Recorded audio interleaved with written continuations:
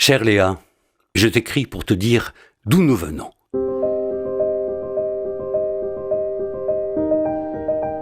Souviens-toi, l'Aquitaine. Vois-tu, le Limousin a été façonné par des guerres de pouvoir qui auront traversé les siècles. Le territoire des tailleurs de pierre, des feuillardiers ou des maçons du plateau creusois, comme un îlot de calme dans un océan de bruit et de fureur. C'est en pleine Gaule, vers -500, que naquit la province qui regroupa les plateaux de Jansiou, des Mille-Vaches et des Monédières, ainsi que les vallées de la Creuse, de la Gartempe, de la Haute-Vienne, de la Vézère et de la Corrèze, sous le nom des Lémoviques. Ainsi naquit la Lémovicie ou Limousin. Parti de la Grande Aquitaine, terre du roi d'Angleterre, le Limousin fut longtemps l'objet de la convoitise des rois de France, soutenu par le vicomte de Limoges. Ce fut le cas de Richard Ier, dit Cœur de Lion, tué d'une flèche à Chalut par Pierre Basile, chevalier vassal du vicomte. Ce ne fut qu'en 1375 que le Limousin redevint définitivement terre de France. Voilà, chère Léa, un petit peu d'histoire. Léonard. Cher Léonard, merci de ce témoignage du passé. À mon tour de te dire où nous en sommes. Le Limousin, ce pays où j'ai plaisir à vivre, ce sont aujourd'hui 3 départements. La Corrèze, la Creuse et la Haute-Vienne. Et récemment, nous nous sommes retrouvés annexés à une nouvelle région qui a pris pour nom la Nouvelle-Aquitaine. Tu vois, l'histoire est un éternel recommencement. Et si l'on est plus fort à plusieurs, on se doit de reconnaître que cette nouvelle région a des atouts solides. Sais-tu que son nouveau contour en fait la région la plus vaste de France ? Elle est également la première région agricole et forestière du pays et la 3e région économique après l'Île-de-France et Auvergne-Rhône-Alpes. À nous d'en tirer bénéfice. Bien à toi, Léa. Ma chère Léa, je voulais te dire qu'au fil des ans, beaucoup de monuments, abbayes ou monastères qui ont été construits ont dû faire face à des guerres et des révolutions, surtout celle de 1789. Certains ne seront peut-être plus que des ruines à ton époque, mais sache qu'à travers tout le Limousin, plus de 300 églises romanes ont été construites au XIe et XIIe siècle. Tu trouveras les plus jolies dans de petites villes comme Saint-Léonard, Le Dorat, Uzerche, Émoutier, Saint-Junien ou Saint-Thirier. Et puis, Solignac, avec sa nef unique. Solignac, créé par ce grand évêque que fut le maître orfèvre Saint-Éloi.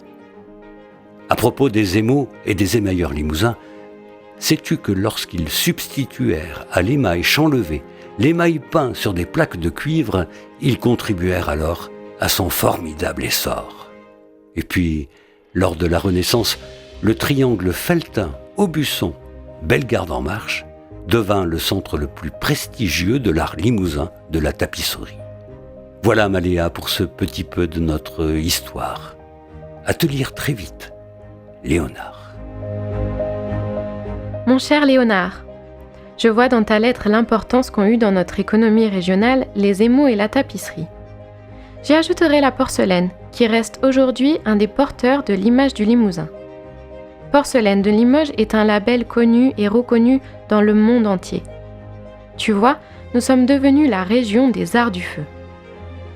Sais-tu également que le Limousin possède un potentiel d'énergie hydroélectrique considérable grâce à l'imperméabilité des sols et à l'aménagement des cours d'eau. À noter par ailleurs que son sol, en plus de nous donner de merveilleux champignons, renferme une des réserves d'uranium les plus importantes d'Europe. Et s'il te plaît, mais pour sourire, ne vois pas de lien entre l'un et l'autre. Notre Limousin peut aujourd'hui s'appuyer notamment sur un savoir-faire mondialement reconnu en matière de production de viande, sur une forêt qui n'a cessé de s'étendre et sur une industrie qui, pour occuper une place inférieure à la moyenne nationale, n'en comporte pas moins des réalisations tout à fait significatives dans l'industrie du papier, l'agroalimentaire ou la construction électrique.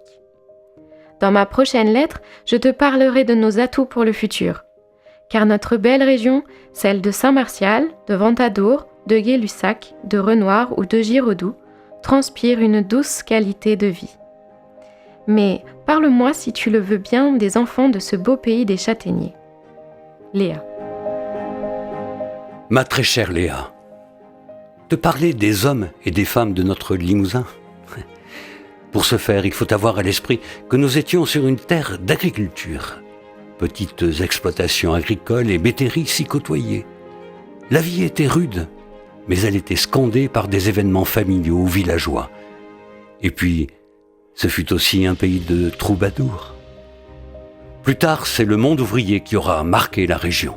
Ce sont sans doute les industries de la porcelaine et de la chaussure qui auront fait naître la conscience ouvrière. La CGT, d'ailleurs, est née à Limoges en 1895. Par la suite, le Limousin est resté fortement sous l'emprise du socialisme et du communisme. Ce furent aussi les premiers prêtres ouvriers. Les mouvements associatifs et les sociétés coopératives de consommation se sont développés. La solidarité s'imposait.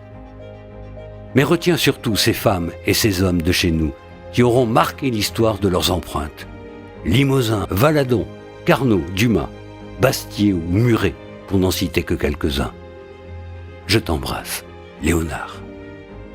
Mon très cher Léonard, je te remercie de ta lettre. Au-delà de nos forces traditionnelles, l'avenir du Limousin passe clairement par la maîtrise des technologies les plus récentes.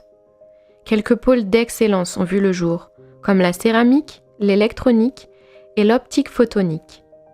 Tout ceci est porté par une dynamique de jeunes entreprises innovantes, une université et des écoles d'ingénieurs à la pointe des nouvelles technologies. D'autres domaines se révèlent, comme l'environnement, l'éco-industrie, la filière bois ou les biotechnologies. Ajoutons à cela le bien vieillir que porte la silver economy, ou l'économie sociale et solidaire, qui est aujourd'hui une des forces économiques de notre région, et je ne pourrais terminer sans t'avoir redit combien l'avenir du Limousin doit s'appuyer sur une exploitation réussie de son patrimoine touristique. Je ne sais pas si nous nous croiserons un jour, quelque part, mais sache que si cela se produisait, je te dirais « Shabbat d'entrar », fini d'entrer. Mon ami, tu es le bienvenu en Limousin. Bise, Léa.